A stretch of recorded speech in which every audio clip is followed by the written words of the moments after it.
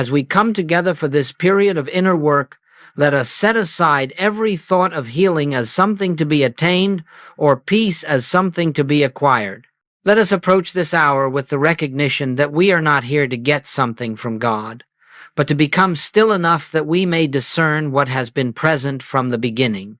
Spiritual healing is never the act of a human mind working upon a condition. It is the dawning of a higher awareness that reveals the spiritual nature of what already is. And so, before we inquire into principles, before we speak of method, before we attempt to understand the nature of this sacred work, we pause not to think, not to ask, not to reach outward, but to open ourselves inwardly to the presence that moves upon its own accord. The healing presence is already here. It does not come because we desire it, nor does it depart because we forget it. It is the very life of us, the very soul of us, the very substance out of which our being is formed, and all the discord, the disease, the limitation we seem to encounter arises not from the absence of God, but from our unawareness of this indwelling presence. When this realization begins to dawn, not as a belief, not as a thought, but as a living experience, healing becomes as natural as light dispelling darkness. Not by might, not by power, not by human will, but by the recognition of what is eternally true. As we continue, let us understand that no one here is asked to accept any doctrine or embrace any creed. Truth is never imposed. It reveals itself to the receptive heart.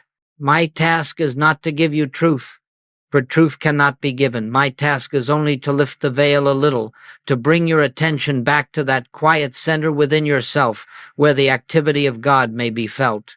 When you touch that center, when you abide there, even for a moment, you will discover that spiritual healing is not a miracle, nor the result of special powers. It is the natural outworking of realized oneness. So, let us begin our study of this sacred subject on that foundation that there is a presence, invisible yet ever present, silent yet always speaking, still yet eternally active, and it is this presence, and this alone, that heals. Our work is to become still enough to witness it. As we proceed, let us establish a foundation without which spiritual healing cannot be understood, practiced, or demonstrated. Every principle of the infinite way rests upon this one truth. God is the only presence, the only power, the only life, not the greatest power, nor the strongest presence, nor one life among many, but the only. And when this truth is not merely believed, but realized, you will find that discord begins to dissolve as mist before the sun. You see, the moment we accept two powers, good and evil, health and disease, abundance and lack, we have stepped out of spiritual reality and into the realm of appearances. It is in this realm of appearances that fear operates, where the mind imagines an opposing force, a second presence that can threaten or defeat the activity of God. Yet, if God truly is infinite, if God truly fills all space, if God truly embodies all law and all life, then there remains no place, no cause, and no substance for anything unlike God to exist. This is not a statement of blind optimism. It is the very nature of spiritual reality. When disease appears, it appears as a condition. When lack appears, it appears as circumstance.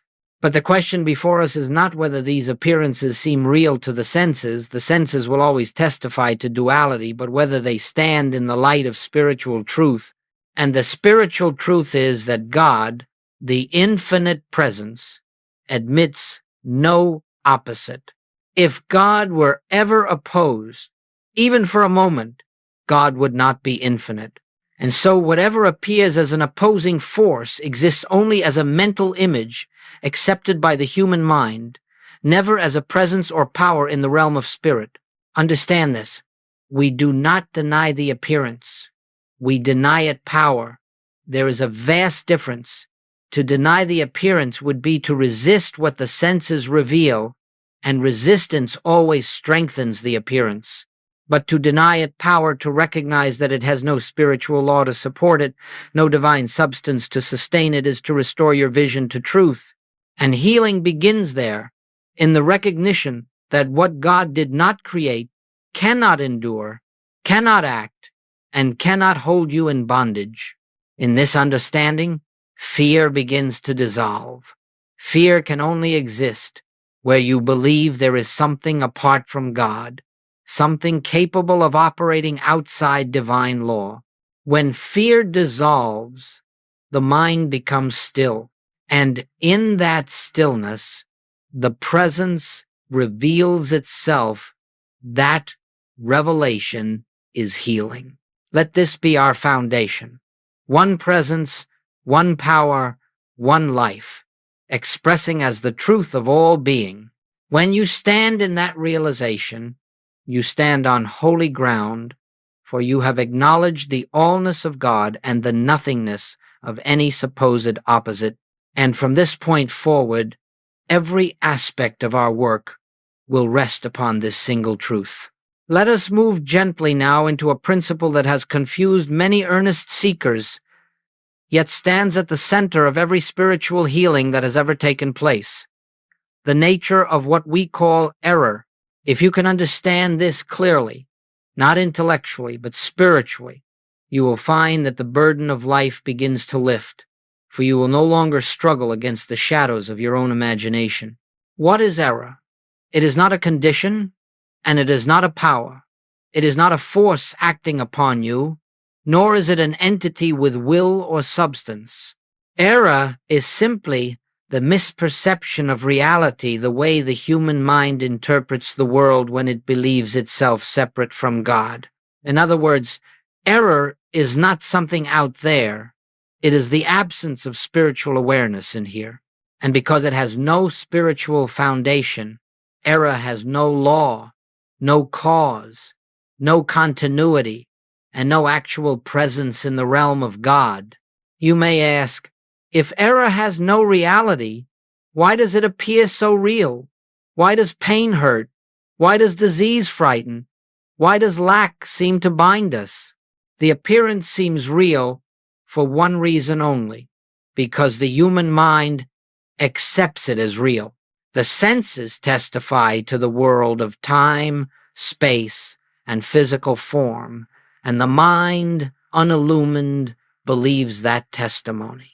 Yet the moment you begin to perceive from spiritual consciousness, the appearance is recognized for what it is, a temporary picture with no spiritual substance to uphold it. And in that moment of recognition, healing begins. We do not battle error. We do not resist it. We do not attempt to destroy it, fix it, or improve it. Any attempt to fight an appearance is an admission that it has power. That which you fight, you acknowledge. That which you fear, you sustain. But that which you recognize as having no spiritual law behind it dissolves of its own nothingness.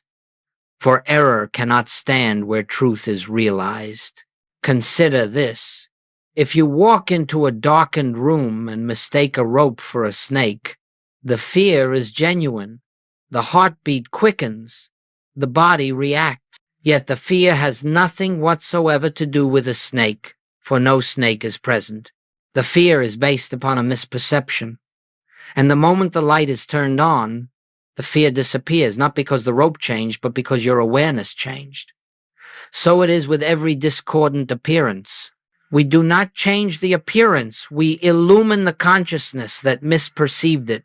You are not asked to declare, there is no illness, there is no lack. Such verbal statements do little and sometimes worsen the struggle, for the mind attempts to convince itself of something it does not believe. Instead, you are asked to rest in the understanding that no form of discord has divine support, and therefore Whatever appears as pain, as limitation, as fear, is without true substance. You are asked to behold the appearance without granting it power, and in that very beholding, the truth reveals itself. Once you see that error is nothing more than the unilluminated mind's way of interpreting experience, you will cease fighting shadows and begin abiding in the light. And as the light of realization grows, the shadows recede, not by your effort, but by the nature of truth itself. This is the essence of spiritual healing, not the overcoming of reality, but the dispelling of illusion through the recognition of what eternally is. Let us now turn to the living heart of this work, the silent inner turning that forms the very essence of spiritual practice. If you understand this section, and if you embody it even in small measure, you will possess the key to every healing, every revelation, every moment of peace that the infinite way has ever opened for its students. For all true spiritual unfoldment begins not in thought, not in emotion, not in effort, but in the quiet recognition of an inner presence that is always seeking to reveal itself. When we speak of the turning within, do not imagine an activity of the mind. It is not the mind turning to think a higher thought, nor the emotions turning to feel a spiritual sensation. It is the soul turning its awareness away from the world of appearances and toward the invisible source that animates all being. It is a shift so gentle, so effortless, that many overlook it precisely because it is not dramatic. Yet the entire spiritual journey rests upon this very shift. In the beginning, you may find that the mind resists this silence.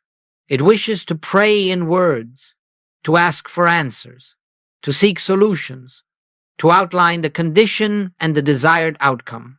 But this is not the way of spiritual healing. God does not respond to our words, nor does the presence alter its nature because we have spoken. The presence is eternally complete. What changes is not God, but our receptivity to God, and receptivity arises only in silence.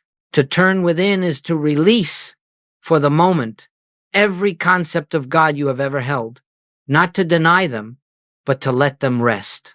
Be still and know is not a suggestion, it is an instruction in how God is known. God is not known by thinking about God. God is known in the space where thinking ceases, even for an instant, and the spiritual ear opens to the activity of the infinite within. This is the listening attitude. This is the inner altitude. This is prayer in its highest form. You may ask, what am I listening for? You are listening for nothing in particular. For the moment you listen for something, the mind has introduced its desires and expectations. You listen simply to be aware of the presence. You listen without attempting to guide the experience. You listen without seeking a message, a sign, or a sensation. You listen because in that listening, the activity of the Christ, the activity of spiritual realization begins to take place. Often, nothing seems to happen. But this nothing is not emptiness. It is fullness. In the silence, where thought subsides, the spirit is at work. It may be hidden from the senses, but it is never inactive.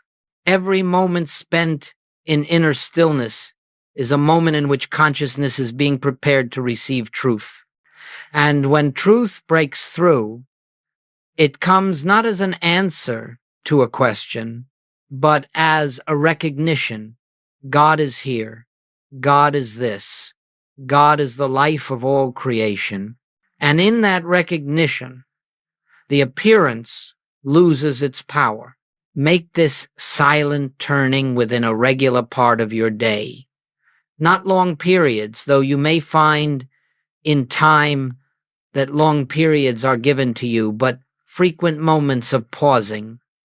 A minute before a conversation, a breath before a decision, 5 seconds between thoughts, These small openings allow the presence to announce itself, and soon you will find that this silence becomes more natural than the noise of the world. This is the heart of the presence practice, the gentle surrender of the personal sense of life and the quiet welcoming of the infinite that lives you, moves you, sustains you. In this stillness, healing is already underway, whether or not you perceive it, for the Christ is revealed only when the mind becomes a transparent instrument for the activity of God. As we continue our contemplation, let us look gently and clearly at how healing actually takes place. And again, we must release every trace of human thought about healing, for the world has taught us that healing is something we accomplish through prayer, through faith, through discipline, through treatment, through mental effort, but none of this is true in spiritual work. Healing is never a human accomplishment. Healing occurs only when the spiritual activity of the presence flows unobstructed through consciousness. You may wonder what obstructs it. Only one thing, the belief that we, as separate beings, must bring about harmony. The belief that we must think rightly, pray correctly, speak truth, hold faith, or fight against error. Every such effort forms a barrier. For wherever there is personal effort, there is the unspoken conviction that God is not enough, that the presence must be persuaded, activated, or helped. But the infinite does not need our help. It requires only our non-resistance. When the mind becomes still, when the heart releases its pleading, when the emotions settle into quiet receptivity, something remarkable takes place, though often it is so gentle that the senses do not detect it. The presence, which was always here, begins to reveal its own perfection, not because we sought it, but because we removed the interference that prevented its expression. You see, harmony is the natural state of being. It is not something introduced into us from outside. It is the very nature of the life of God, expressing as the life of man. Discord is not an actual condition in consciousness. It is merely the resistance to the divine flow. And when resistance dissolves, even for a moment, harmony is restored spontaneously. Think of it in this way. Light does not need to struggle to enter a room. It does not push, nor strive, nor plead. The moment the shade is drawn aside, the room is filled. The light was always there. It was simply obstructed. In the same way, the presence is always shining, always active, always expressing. Its perfection, it needs only that the shade of personal sense be lifted. That is why we practice the silence. That is why we cultivate the inner turning, not to get God to act, but to allow God to be revealed. And when the presence is revealed, healing occurs naturally, inevitably, often quietly.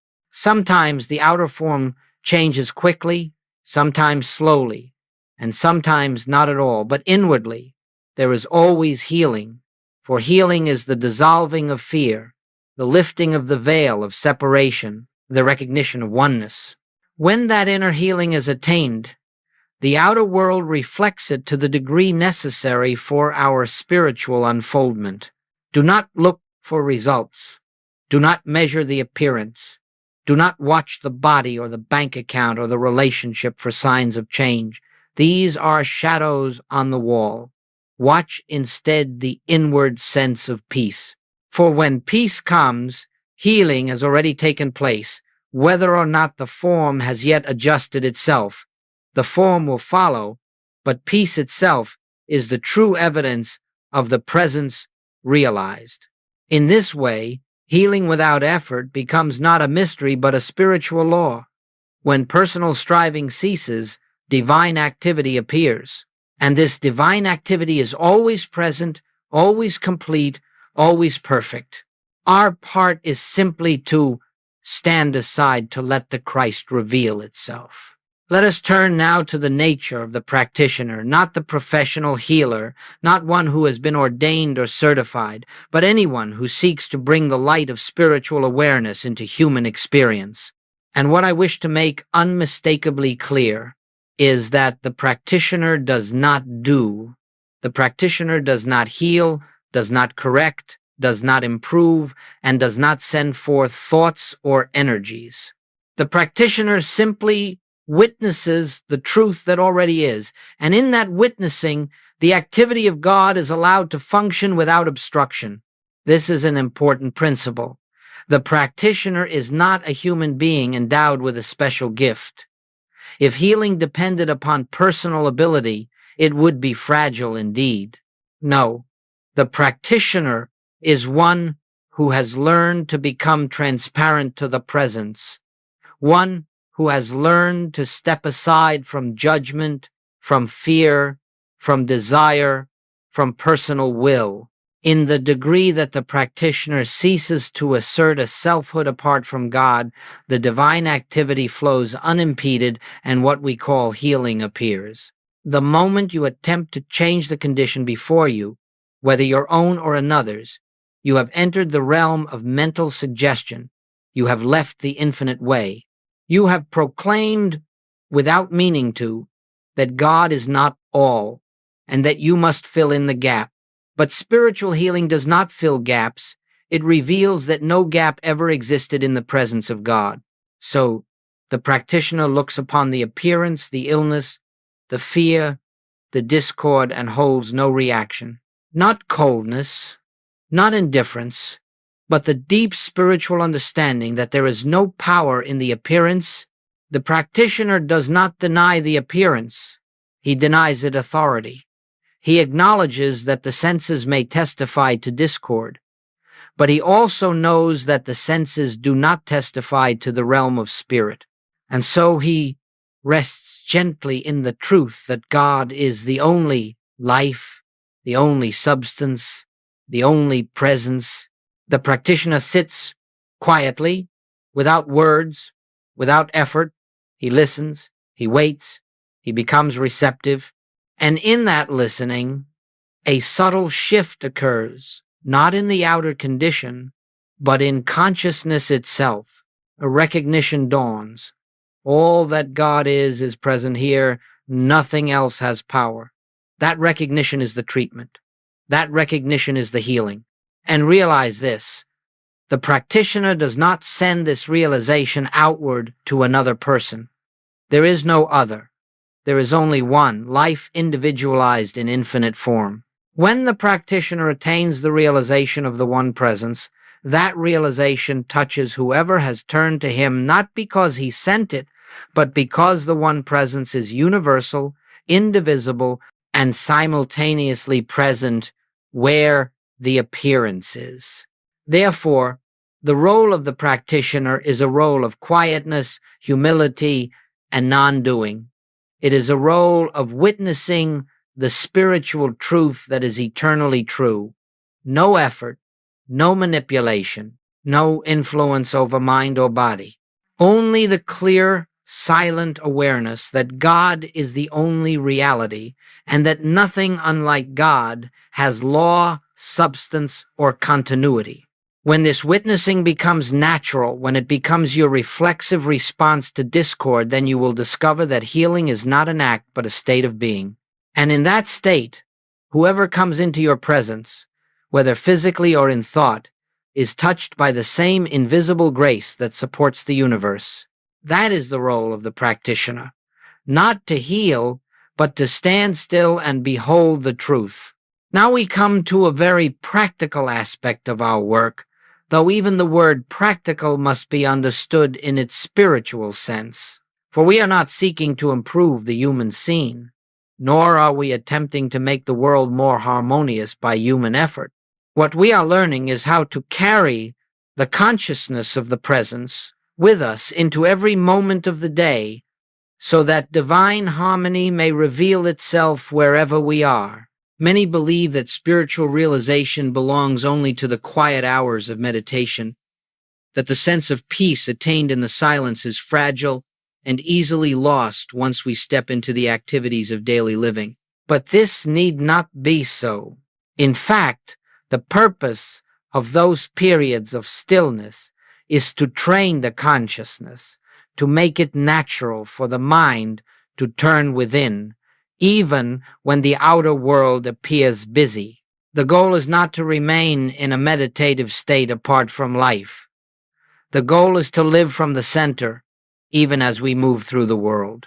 You may find that as you go about your day, opportunities will arise, subtle ones, small ones, in which you feel the pull of fear, irritation, judgment, or anxiety. In these moments, you are not asked to correct the condition nor to exert control over yourself. You are asked only to pause within, even if for a single breath, and remember, there is only one presence here, and I am resting in it. That simple remembrance, when genuine, dissolves the emotional disturbance. It restores your vision. You begin to see that every encounter, every conversation, every decision becomes a place of practice, not a place of striving, but a place of recognition. You meet a person, and instead of seeing a personality with faults or virtues, you quietly acknowledge the presence expressing in that form. You face a challenge, and instead of reacting with fear, you remember that whatever the senses report is only an appearance, and that behind the appearance stands the unchanging life of God. These quiet moments of recognition, sometimes a second, sometimes a brief inward turning, accumulate. Each one deepens the consciousness of oneness. And as this consciousness deepens, you will notice something remarkable. Outer conditions begin to respond, not because you manipulated them, but because the consciousness through which you perceive them has changed. When you carry the awareness of the presence into your work, you find yourself guided without effort. Ideas come when needed. Solutions arise without strain. When you bring the presence into your relationships, conflicts soften, harmony appears, misunderstandings dissolve. Not because you reasoned your way through them, but because the Christ within you recognized the Christ in the other. And that recognition is transformative. Do not think of this practice as something added to your day. It is simply a quiet remembering, a gentle return to the center whenever you notice you have wandered. No condemnation, no discipline, only return. And each return strengthens the habit of spiritual awareness until eventually it becomes your natural way of being. In time, you will find that the presence goes with you everywhere, not because you carry it, but because you finally realize it was always there, whether in silence or activity, whether in meditation or conversation, whether alone or among many, the same still, quiet presence lives you. And you begin to move through life not as a human personality navigating circumstances, but as a transparent instrument through which divine harmony expresses itself. This is how the presence becomes active in daily life, not by effort, but by remembrance, not by changing the world, but by abiding in the one who has already overcome the world. Up to this point, we have spoken of principles, God as the one, presence, the nature of error, the silence, the inner turning, the unobstructed flow, the witnessing consciousness.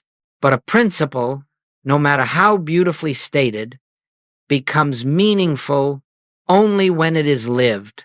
And so it is helpful from time to time to look quietly at what happens when these principles move from intellectual acceptance into spiritual realization.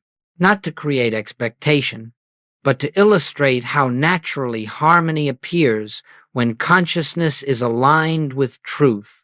When the presence becomes a felt reality, even in small measure, the first transformation is always inner.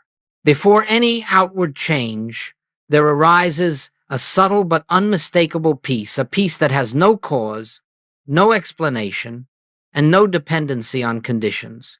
It is simply there, as if it had been waiting patiently for us to notice it.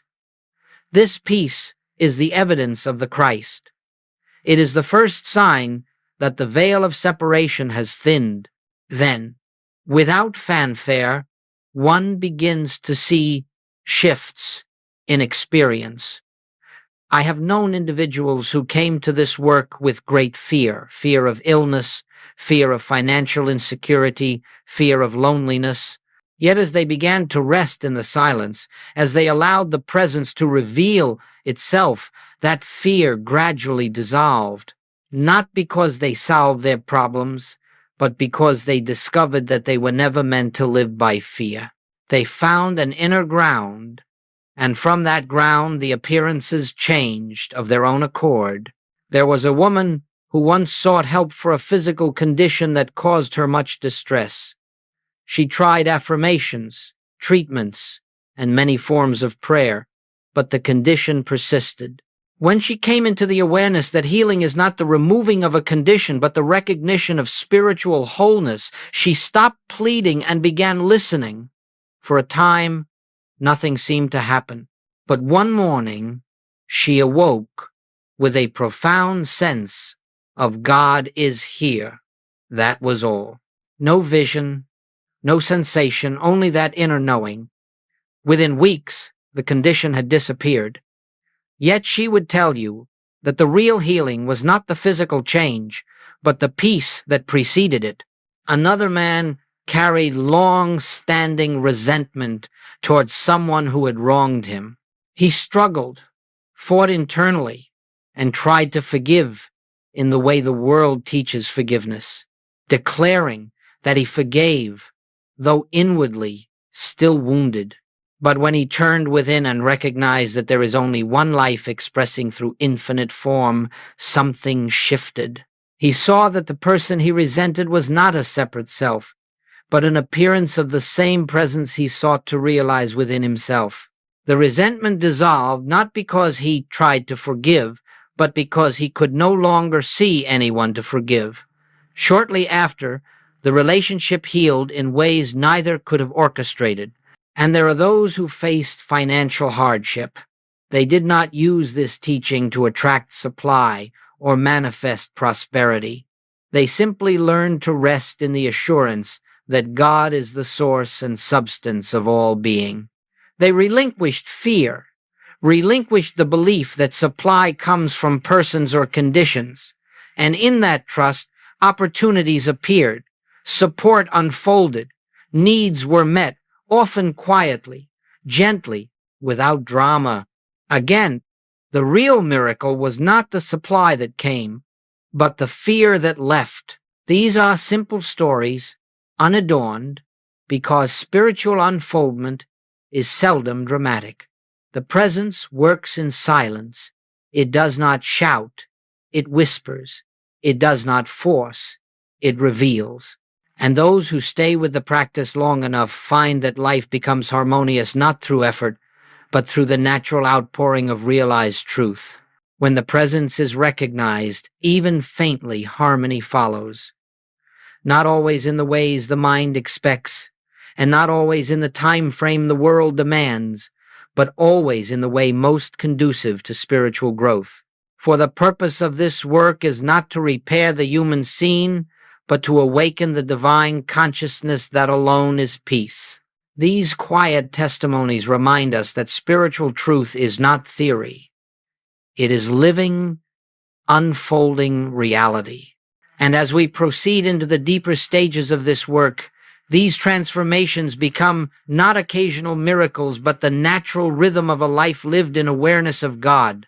And now, as we bring this period of contemplation to a close, let us not think of it as an ending, but as a gentle return to the awareness that this presence goes with us. For what we have explored together is not a theory, not a system, not a method to be applied only in moments of quiet. It is a way of living, a way of abiding in the recognition that God is the very life we are, and that all the harmony, all the peace, all the healing we seek flows naturally from that recognition. Nothing you have heard here needs to be remembered as words. The words are merely symbols, stepping stones, that help point the mind toward the deeper truth. What matters is the feeling of the presence, the quiet awareness that something greater than thought has been touched. However lightly, hold to that, rest in that, even if it was only a moment, even if it seemed faint, it is enough. For once the inner light has been glimpsed, it never leaves you. Do not think that you must strive to maintain this consciousness. You cannot hold on to God, and you do not need to. The presence sustains you. You do not sustain it. All that is asked is a willingness to pause throughout the day, to turn within, to allow the Spirit to make itself known. These brief moments of recognition, these quiet openings of the heart, are what deepen your awareness far more than long periods of effort.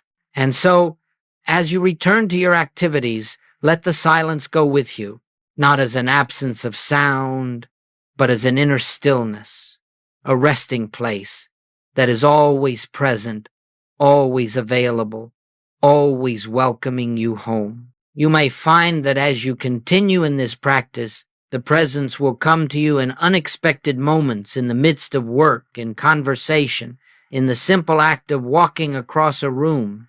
It will make itself known, not because you have sought it, but because you have become receptive. Let your life become a series of quiet recognitions.